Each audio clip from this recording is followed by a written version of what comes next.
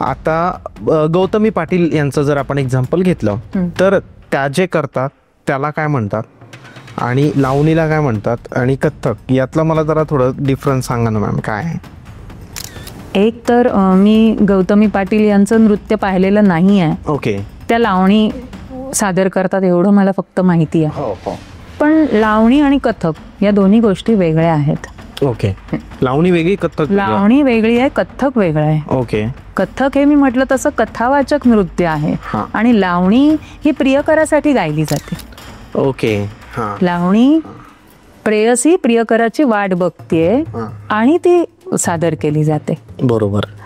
त्याच्यामध्ये पण अनेक प्रकार आहेत. छक्कडची लावणी, बैठकीची लावणी, असे अनेक 5-6 प्रकार आहेत त्यात. पण मी जितकं ऐकलंय तर मी पाहिलेत त्या सुरेखा पुणेकर यांची पाहिलेली आहे किंवा इतर ज्या लावणी सम्राज्ञी आहेत त्यांची पाहिलेली आहे. तर त्या पारंपरिक लावण्या मी बघितलेल्या आहेत. एक झालेलं आहे हल्ली जसं बॉली कथक हा प्रकार आलाय. बॉली कथक. बॉली कथक म्हणजे ते मला माहित नव्हतंच.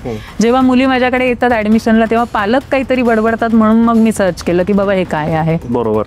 तर कथक म्हणजे आम्ही जे करतो ते कथक आणि बॉली कथक म्हणजे की बॉलिवूडच्या गाण्यांचा थोडासा भाग त्यात ऍड करून केलं गेलेलं त्या रिदमवरचं कथक. संपूर्ण व्हिडिओ बघण्यासाठी YouTube वर जाऊन बँटर विथ चेतन सर्च करा.